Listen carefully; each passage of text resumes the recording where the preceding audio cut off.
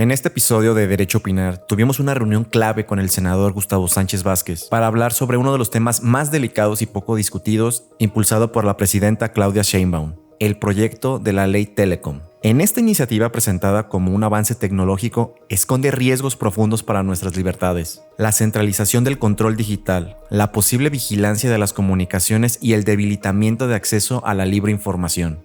Más allá del discurso oficial, esta ley representa una amenaza real para la democracia y para nuestros derechos como ciudadanos. Y lo más grave, muy poca gente está hablando de ello.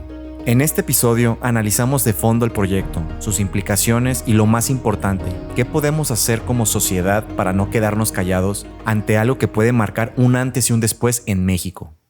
Y lo más grave, regresa la facultad exclusiva de la conducción, del mando, de las decisiones, de las telecomunicaciones, radio y televisión, concesiones, etcétera, permisos, licencias, al gobierno central.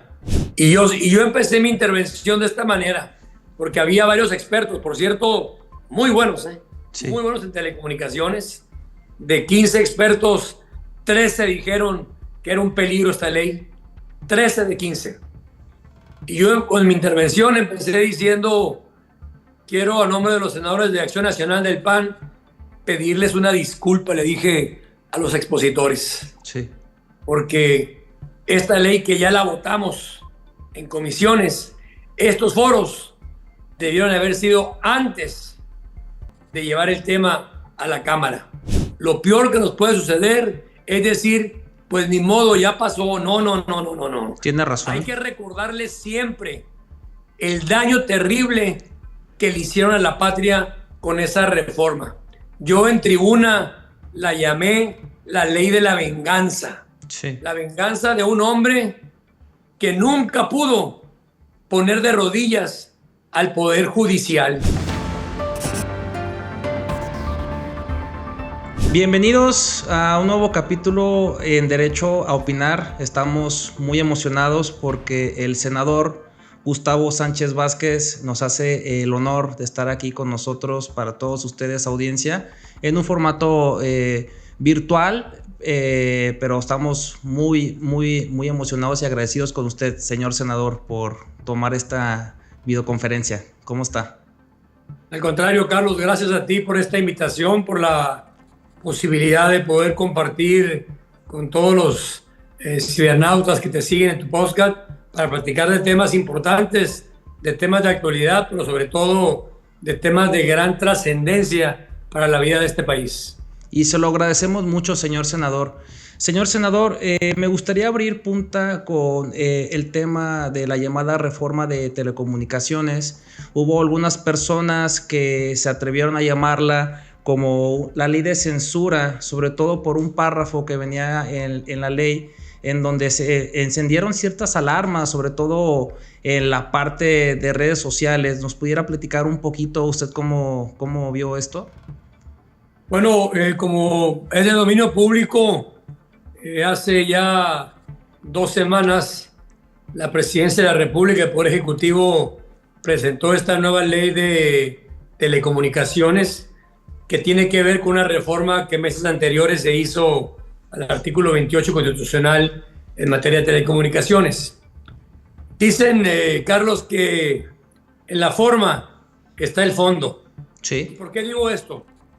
Porque hace 2 semanas, hace 2 martes atrás, 10:15 de la noche, los miembros de la comisión de la cual formo parte, yo soy parte de la Comisión de Legislación y Puntos Constitucionales, 10:15 de la noche, vía electrónica, recibíamos el proyecto de dictamen de esa ley, 300 cuartillas, más de 250 artículos. 10:15 de la noche lo recibíamos. Nos estaban citando para las 10 de la mañana del día siguiente para votarla y dictaminarla en la comisión. Esto es, si querés estudiarla, tenías toda la madrugada. Sí.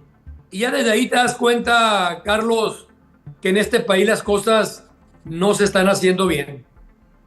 Esto es una falta absoluta de respeto por la división de poderes, por el propio Poder Legislativo Esa mañana los diputados de Acción Nacional, los senadores del PAN, yo puedo hablar por ellos solamente, solicitamos que moviéramos la sesión para la tarde del mismo día.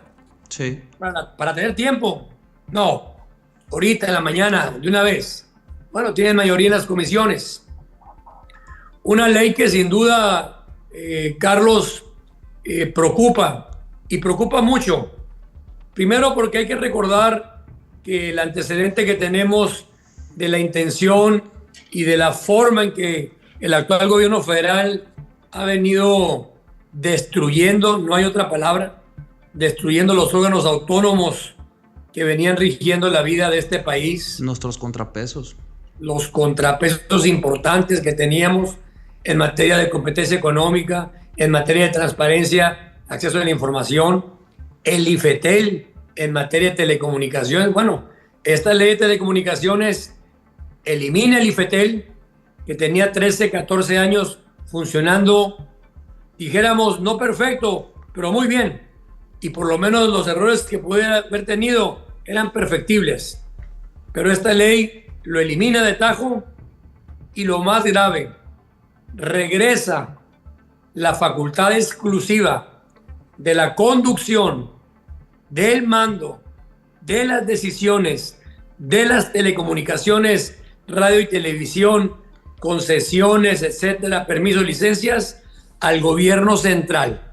Sí. Estamos regresando 50 años, Carlos. Así es. Estamos regresando a aquel México de los años 60, 70 que ya habíamos dejado atrás. Y yo lo dije en comisiones, lo más paradójico en aquellas épocas de ese centralismo que había en los años 60, 70 en temas de comunicación y otros más, las voces más fuertes críticas a ese tipo de sistema era la izquierda mexicana. Sí, sí, totalmente. Y solamente que aquella era otro tipo de izquierda. Sí. No la caricatura que hoy tenemos que se dice llamar izquierda mexicana. ¿Por qué preocupa? Bueno, simple y sencillamente, repito, preocupa porque de entrada elimina el órgano autónomo, como te digo, y el gobierno crea una agencia de digitalización que va a ser ahora la nueva encargada de controlar y decidir qué concesiones se dan, cuáles se quitan. Hablas bien de mí, te premio. Hablas bien mal de mí, hablas mal, te bajo el switch, te quito la concesión. Algo delicado, se introduce un artículo 109 en este proyecto de ley que no solamente se limitaron a radio y televisión, Carlos. Sí. Incluyeron también los portales, esto es, el internet, todos aquellos podcasts, por ejemplo, como el tuyo, portales de internet, etcétera, donde también habrá regulación por parte de este órgano centralizado del gobierno. Expresiones en la ley que llaman mucho la atención cuando dicen que estará a cargo de ellos la vigilancia del lenguaje que se utilice en los programas, en las transmisiones, en las emisiones que se estén llevando a cabo en ese sentido. Claro. Expresiones que ya venían siendo inclusive superadas por jurisprudencia de la Suprema Corte de Justicia, donde se habló de que no se puede censurar lo que se diga a través de los medios de comunicación en ese sentido. Sí, pues restringe un derecho humano, claro. Totalmente, Carlos. Un artículo 201, y mira, soy senador por Baja California, sí. En las zonas fronterizas lo resentimos y sabemos más. Un artículo 201 que ahora dice, si tu televisora, si tu radiodifusora pretendes pasar comerciales, anuncios, spots, etcétera, de cualquier entidad extranjera, pública o privada, tienes que mandarme el anuncio y yo, Gobernación, prueba revisión, por escrito te daré permiso si lo puedes o no pasar.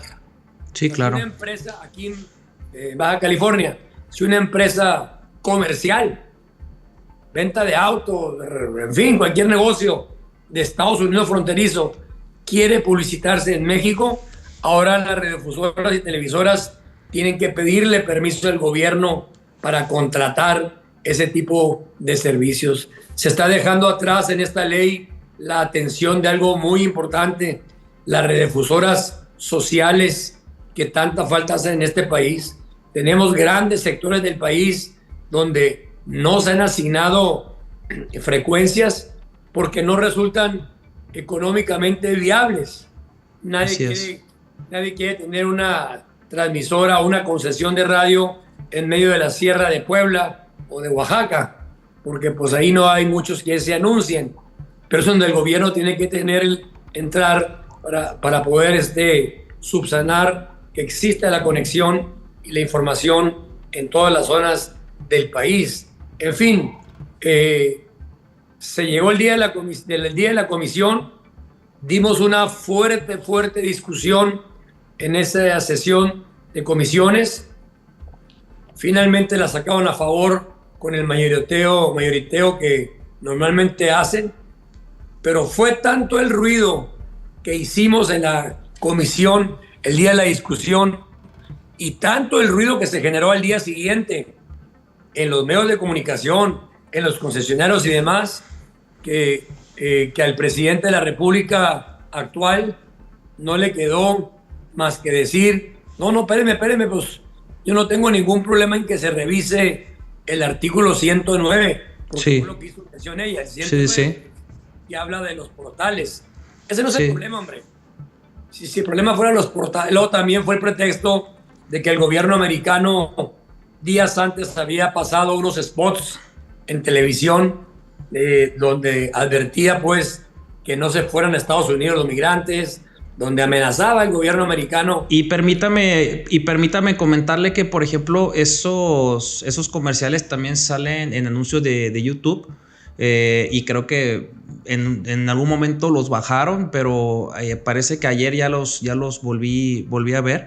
No sé si me deje aquí parar un poquito para seguirle preguntando, porque justo lo que usted estaba diciendo, los gobiernos de izquierda suelen o se venden como que son pro de derechos humanos, y estamos viendo ahorita con estas formas que usted dice, que parece que sí van para en realidad controlar el contenido que va a haber en las redes sociales, que creo que es la parte en la que a la población más le tiene que preocupar, porque finalmente se restringe su derecho a la libertad de expresión, ¿no, señor senador?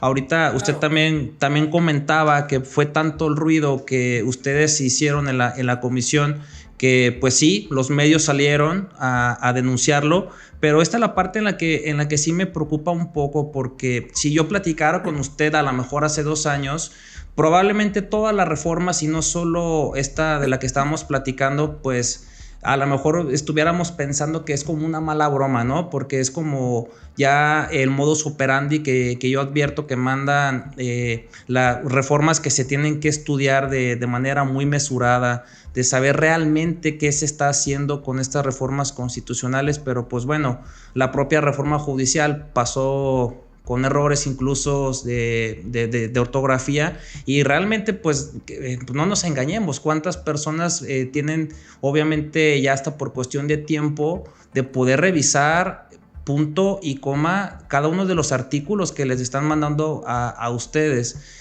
Siento, por desgracia, señor senador, y no sé, le hablo como ciudadano, no como abogado, que tengo una preocupación, porque ahorita con esta mayoría aplastante que tiene el oficialismo, pues veo que ustedes sí dan la pelea en la Cámara, pero ¿qué nos queda por hacer? Porque nosotros somos un canal que sí hacemos críticas. No significa nosotros que seamos de derecha o de algún partido político. La gente, por nosotros criticar nuestra postura jurídica, nos encasilla, ¿no?, en eso de dividirnos. Yo creo que no es momento de división, pero ¿qué nos queda por hacer? Bueno, tú has tocado 2 temas muy importantes.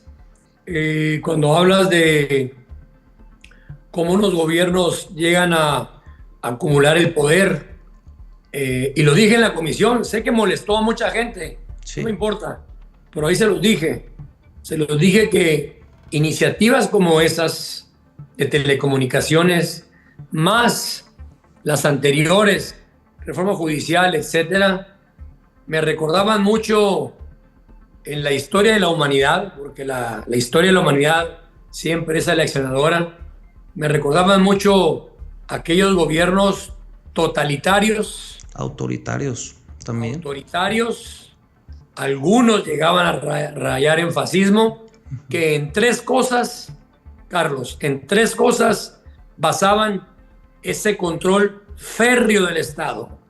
Paso número 1, somete al poder legislativo. Sí. Y actualmente tienen de rodillas a los diputados y senadores de Morena, del PT y del Verde, el poder ejecutivo.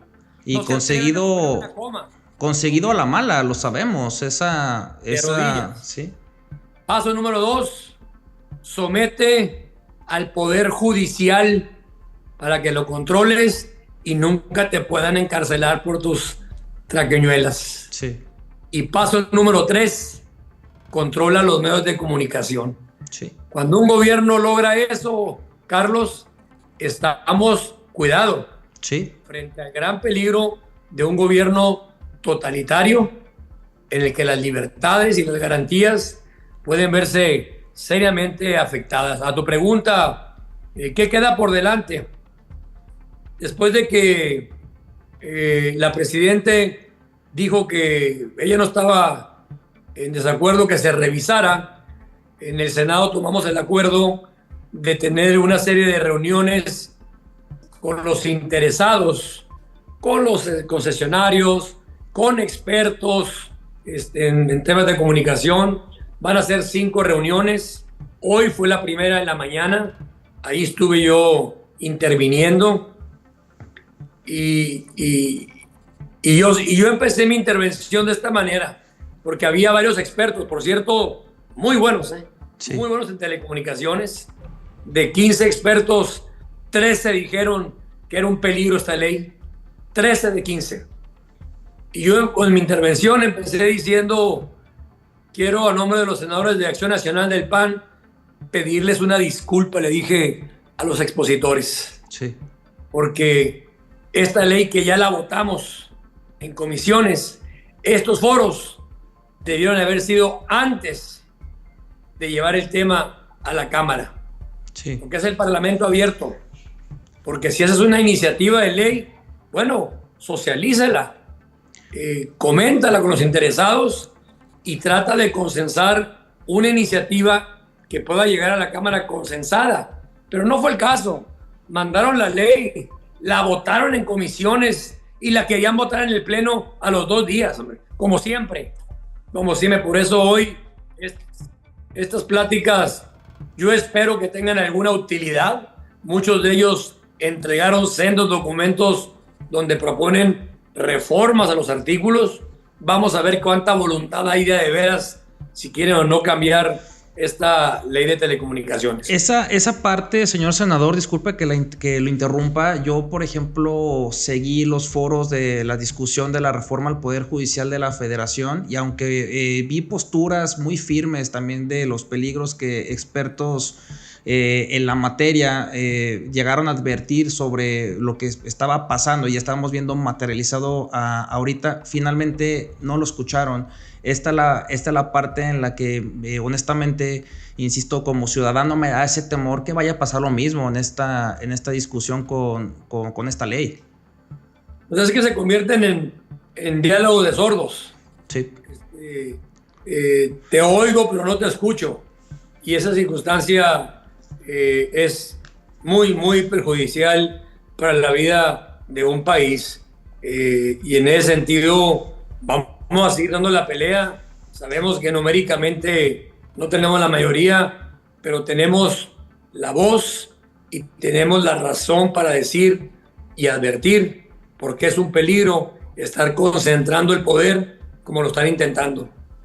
Sí, o sea, han caído, usted lo dijo también, señor senador, al inicio, pues ya no están los organismos constitucionales autónomos, los contrapesos parece que están desdibujados, incluso los compromisos internacionales que tenemos nosotros en la justicia interamericana, pues no va o atendiendo o cumpliendo las sentencias que tenemos por la Corte Interamericana de Derechos Humanos.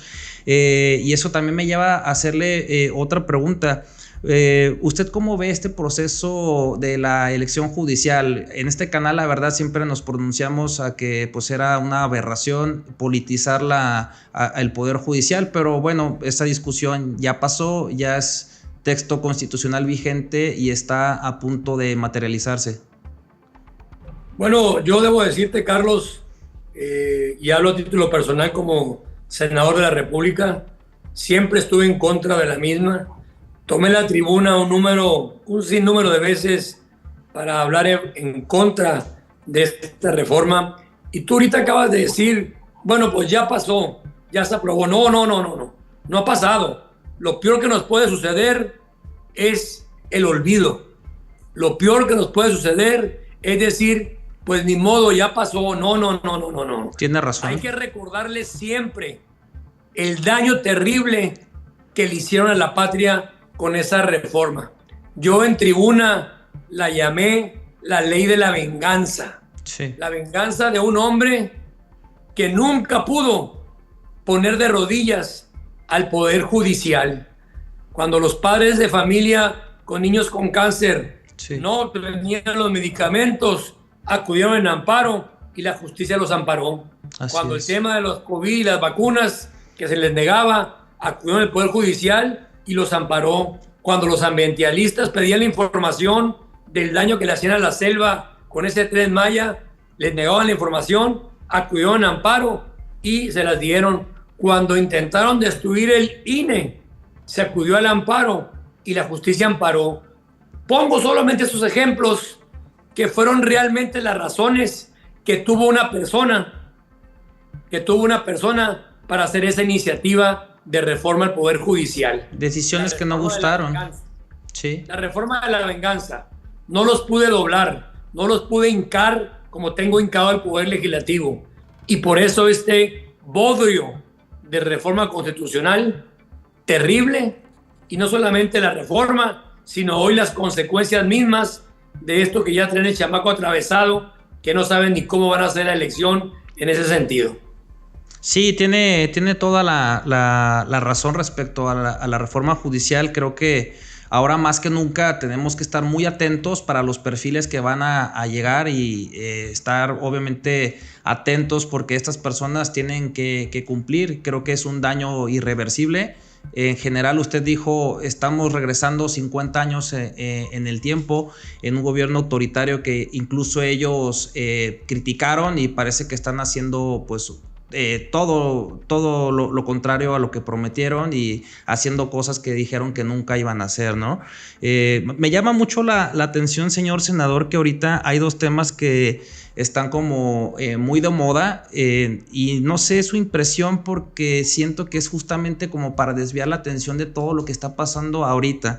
Y me refiero en específico al tema del FOBAPROA, que otra vez estamos viendo pues la estrategia del sexenio pasado obviamente es criticable y lo entiendo, pero siento que hay temas más importantes en el presente o incluso la historia reciente que hemos vivido en el sexenio pasado debería de ser medida con la misma vara, ¿no? Pero también no puedo dejar de ver el tema de lo de Televisa Leaks. ¿Tiene algún comentario de estas dos? Bueno, decirte, el FOBAPROA no era tema, lo hicieron tema. Sí. Lo que el expresidente Zedillo hizo fue una serie de declaraciones que nadie se las ha rebatido. Él habló de cómo se ha destruido la democracia en este país. Él habló de cómo se han destruido las instituciones en este país. Él habló del costo internacional por este tipo de acciones. Él habló de eso. Y en vez de que le contestaran, no es cierto porque mira, esto y esto y esto y esto, el revire fue, pero tú el FOBAPROA.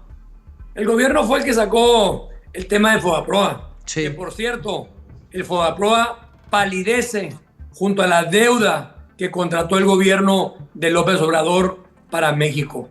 8 billones de pesos endeudó el país López Obrador. lo tomó con 10 billones de deuda, 10 billones, ve de bueno.